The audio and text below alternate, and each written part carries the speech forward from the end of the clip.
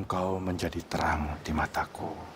Engkau yang akan memungkinkan aku melanjutkan perjuangan yang maha dahsyat ini. Audio Jungle.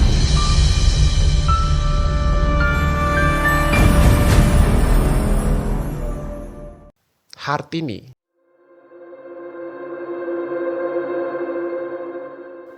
Salah satu menu andalan Soekarno adalah sayur lodeh. Bermula dari sebuah kunjungan ke Jawa Tengah dan Yogyakarta, Soekarno menyempatkan diri makan siang di Solo. Saat itu salah satu menu yang disajikan adalah sayur lodeh. Usai makan, Soekarno meminta untuk dipertemukan dengan si tukang masak sayur lodeh. Sekedar mau bilang terima kasih karena telah menyajikan sayur lodeh yang nikmat.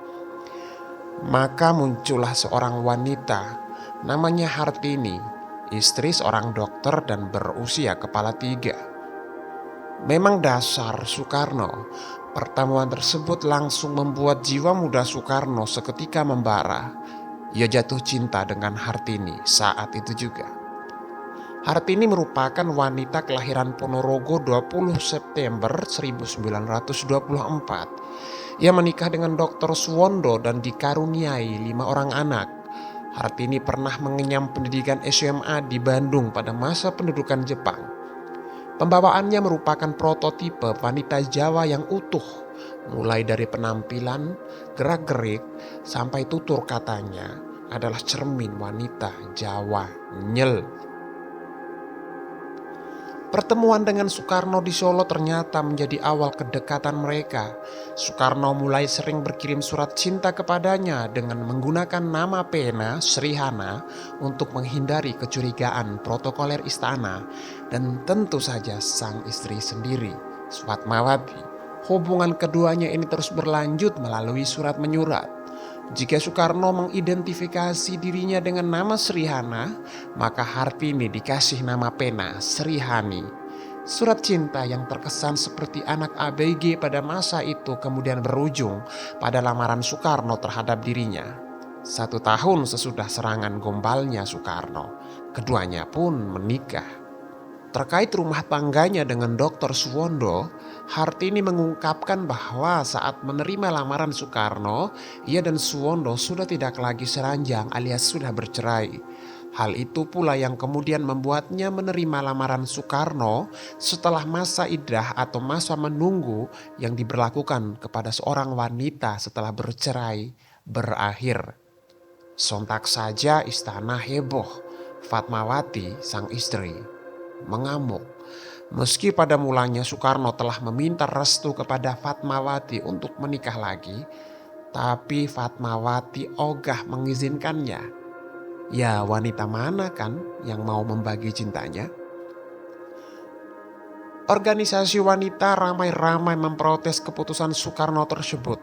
Media massa kala itu, terutama Harian Pedoman di bawah kendali Rosian Anwar dan Harian Indonesia Raya pimpinan Mokhtar Lubis, gencar mengkritik tindakan Soekarno.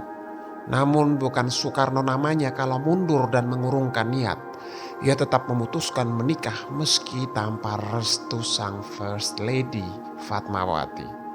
Setelah Soekarno menikahi Hartini, Hartini lantas ditempatkan di Istana Bogor. Sementara Istana Negara di Jakarta ditempati Fatmawati, meski belakangan hari Fatmawati memilih hengkang dari sana. Hasil pernikahan Soekarno dan Hartini kemudian dikaruniai 2 orang putra, yakni Bayu Soekarno Putra dan Taufan Soekarno Putra. Hartini setia mendampingi Soekarno sampai titik terakhir. Ketika Soekarno dijadikan tahanan rumah oleh rezim Orde Baru karena dituduh terlibat dalam peristiwa pembunuhan 6 jenderal di Lubang Buaya, Hartini terus mendampinginya, bahkan sampai Soekarno menutup mata untuk selama-lamanya di Rumah Sakit Angkatan Darat Gatot Subroto, Jakarta. Kartini Manopo.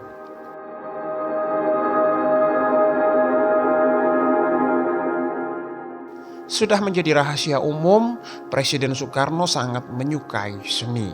Ia punya hobi mengoleksi berbagai macam karya seni, mulai keris hingga lukisan. Suatu waktu di tahun 1959, salah seorang pelukis bernama Basuki Abdullah yang juga adalah sahabat Soekarno mengadakan pameran lukisan. Saat melihat pameran lukisan tersebut, Soekarno terpana pada salah satu lukisan wanita cantik Basuki Abdullah. Singkat cerita, Soekarno ngebet pengen ketemu dengan model dalam lukisan tersebut. Info yang ia dapat, wanita tersebut adalah seorang pramugari pesawat Garuda. Dalam sebuah kesempatan terbang ke Surabaya untuk pertama kalinya Soekarno berjumpa dengan wanita tersebut. Ia memperkenalkan diri dengan nama Kartini Manopo. Pertemuan itu meninggalkan kesan yang mendalam bagi Kartini karena kesempatan bercengkrama dengan orang nomor satu di negeri ini terjadi. Jurus PDKT Soekarno terus berlanjut. Pada bulan September 1959, Soekarno mengirim Kartini sebagai utusan Indonesia untuk menghadiri Festival Pasifik di San Francisco, Amerika Serikat. Keinginan Soekarno ini sebenarnya bikin sulit seluruh staf di Sekretariat Kabinet karena Kartini Manopo telah mundur dari Garuda Indonesia dan tidak lagi diketahui ujung rimbanya. Pencarian demi pencarian akhirnya berhasil dan Kartini pun bersedia menjadi utusan Indonesia. Saat hendak berangkat, Kartini menyempatkan diri melapor ke Soekarno. Soekarno yang sudah kadung tresno dalam istilah orang Jawa lantas menembak Kartini dengan sebuah kalimat sakti mandraguna. Kartini Manopo sulit mengelak dan saat itu pula Kartini Manopo menerima cinta Soekarno. Soekarno dan Kartini menikah di bawah tangan atau dengan kata lain tidak secara resmi.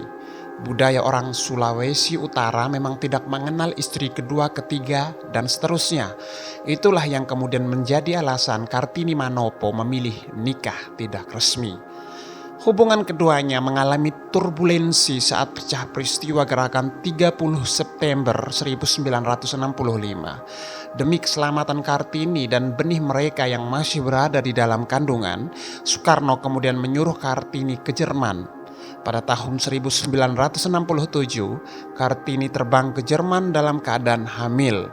Tepat tanggal 17 Agustus 1967, Kartini melahirkan anak mereka dan kemudian diberi nama Toto Suryawan.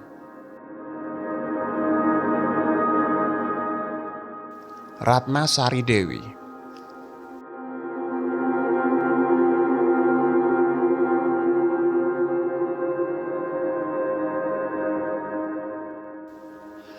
Perempuan berikutnya yang takluk oleh karisma Soekarno adalah seorang gadis dari negeri Sakura, Jepang, bernama Naoko Nemoto. Ketika berjumpa pertama kali dengan Soekarno pada 1959, Naoko baru berusia 19 tahun.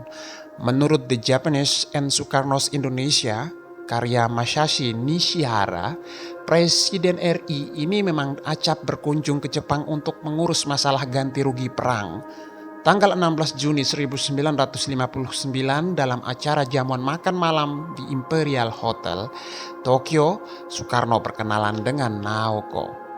Sebagian pendapat menyebut Naoko ini adalah seorang geisha yang ditugaskan untuk mendampingi Soekarno dalam acara resmi selama berada di Jepang.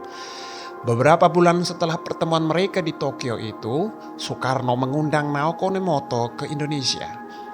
Naoko tiba di Jakarta pada 14 September 1959 dan diterima dengan hangat oleh Soekarno.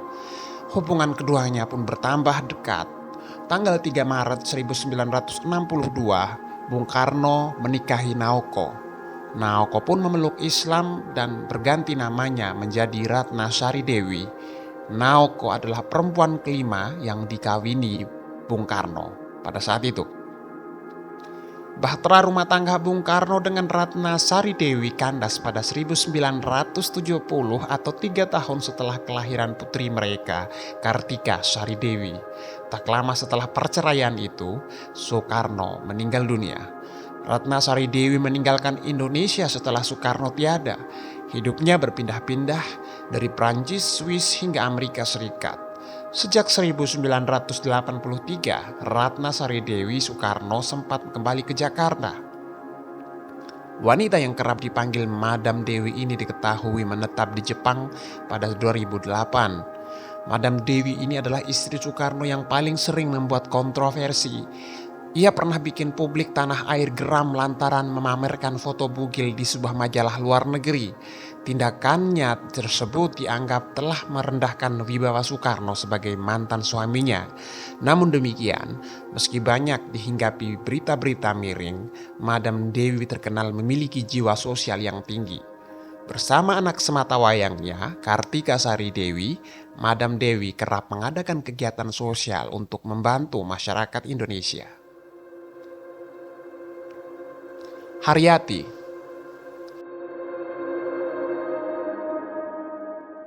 Perempuan bernama Haryati ini adalah seorang penari istana dan staf bidang kesenian sekretariat kabinet.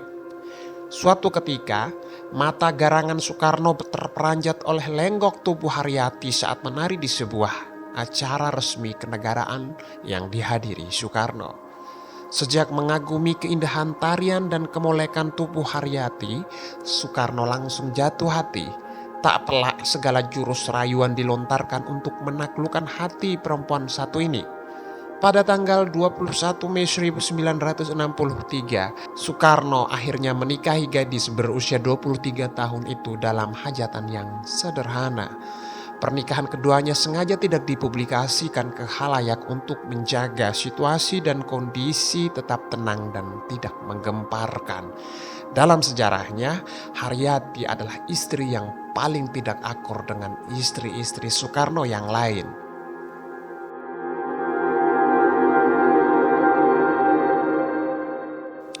Yurike Sanger.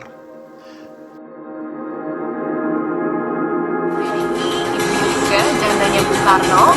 Saya mau tanya Bu Yurike, kira-kira bagaimana dulu hubungan Ibu Yurike dengan istri-istri Bung Karno yang lain?